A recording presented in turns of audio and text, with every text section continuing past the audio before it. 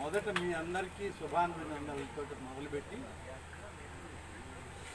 ఆ తిరుమల తిరుపతి వెంకటేశ్వర స్వామిని ఒక్కసారి తలుచుకుంటూ ఇవాల్టి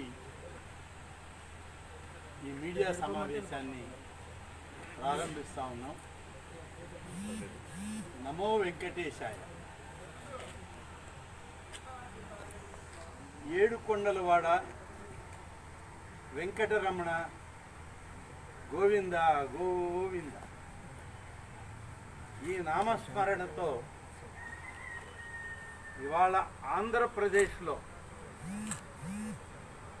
తిరుమల తిరుపతి దేవస్థానం ఆ వెంకటేశ్వర స్వామి యొక్క ఆస్తులకు, ఆ వెంకటేశ్వర స్వామి యొక్క బంగారు ఆభరణాలకు కూడా ఇవాళ ఈ రాష్ట్రంలో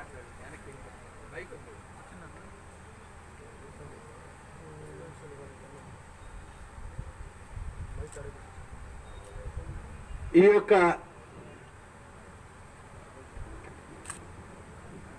బంగారు ఆభరణాలకు కూడా ఆంధ్రప్రదేశ్ రాష్ట్రంలో భద్రత లేని పరిస్థితి, చివరకు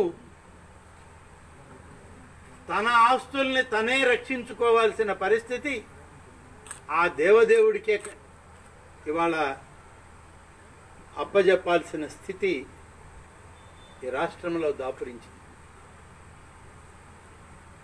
పంజాబ్ నేషనల్ బ్యాంకులో దాచబడ్డది అనేటువంటి 1381 కేజీల బంగారం స్వామివారిది. ఆ బంగారం పైన ఇతర దేశాల యొక్క ప్రభుత్వాల ముద్ర ఉన్నది.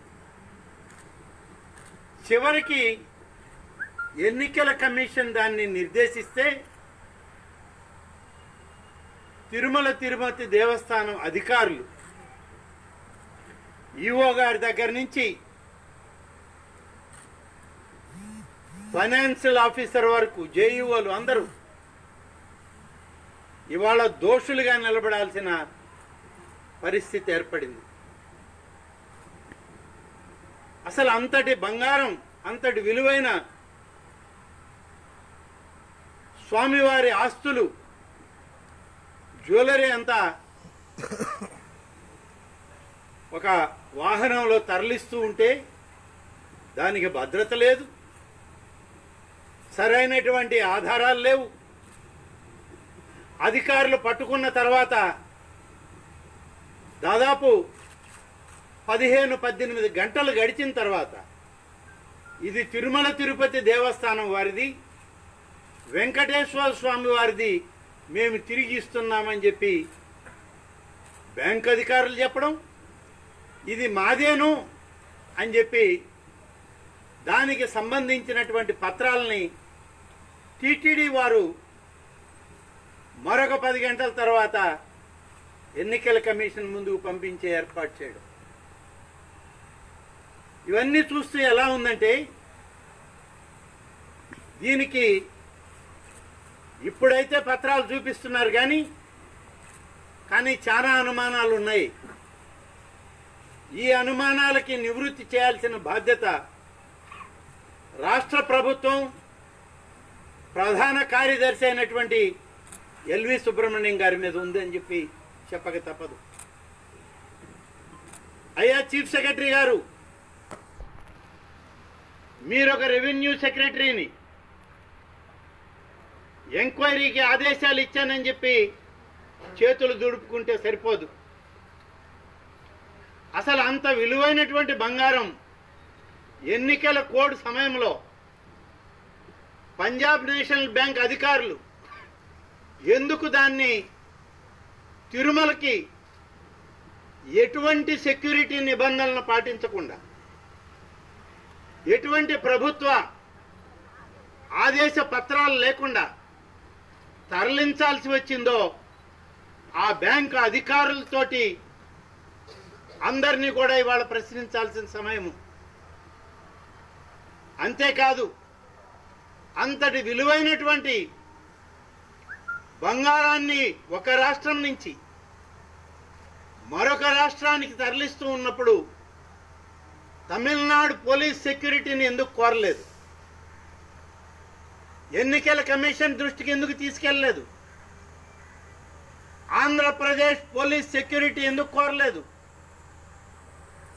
టీటీడీకే ఒక విజిలెన్స్ విభాగం ఉంది. Octopus commando security Tirumala Tirupati దేవస్థానాలకు ఉన్నాయి. వాళ్ళని ఎందుకు ఉపయోగపెట్టుకోలేదు? ఇవన్నీ కూడా అనుమానాలు కింద ఇవాళ ప్రజల దృష్టిలో ఉన్నాయి. ఇవాళ నిజంగా ఆ బంగారం తిరుమల తిరుపతి దేవస్థానానికి చెందిందేనా, లేకుంటే ఎవరైనా ప్రైవేటు వ్యక్తులు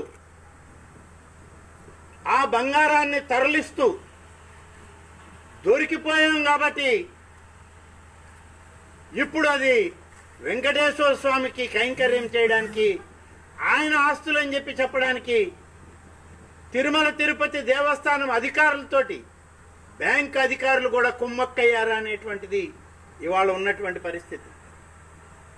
అనేక సందర్భాల్లో గడిచిన 5 సంవత్సరాల్లో టీటీడీ నిర్వాహకం మీద, టీటీడీ యాజమాన్యం పైన, టీటీడీ ఈఓలు, జేఈఓలు, ఫైనాన్షియల్ అడ్వైజర్ల వరకు అనేక ఆరోపణలు ఉన్నాయి.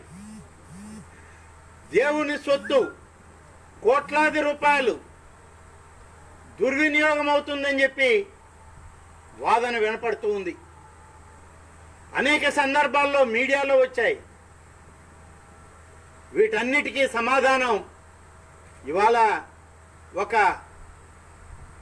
ప్రిన్సిపల్ సెక్రటరీ లేదా ఒక స్పెషల్ చీఫ్ సెక్రటరీ రెవెన్యూ డిపార్ట్మెంట్కి సంబంధించిన ఒక సీనియర్ ఐఏఎస్ అధికారితో దీనికి పరిష్కారం రాదు.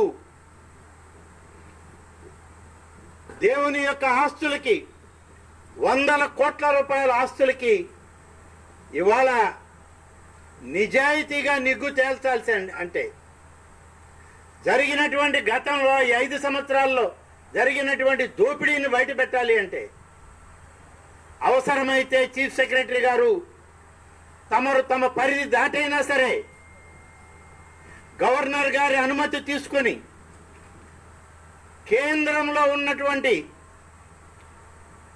ఇన్వెస్టింగ్ ఏజెన్సీల ద్వారా ఈ యొక్క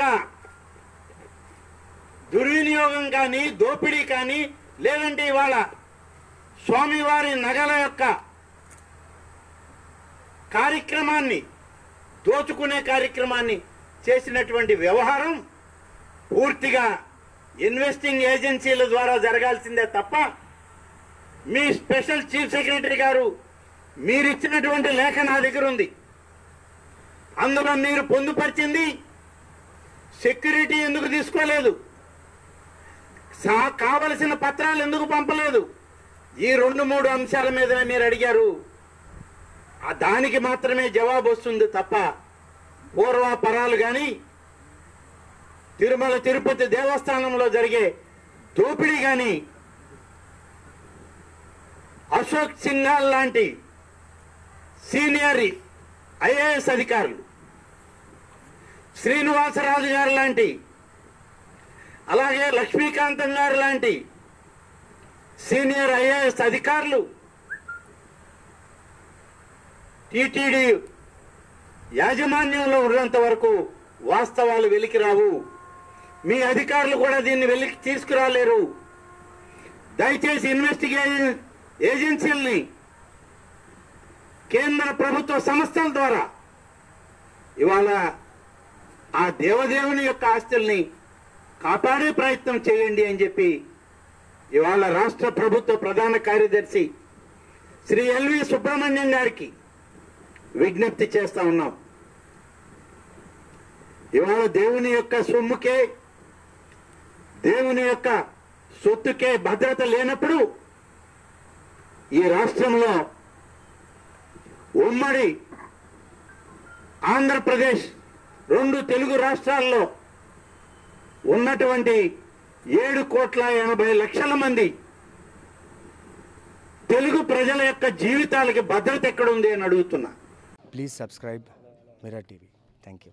And I request all of you to subscribe Mirror TV. Please subscribe to Mirror TV.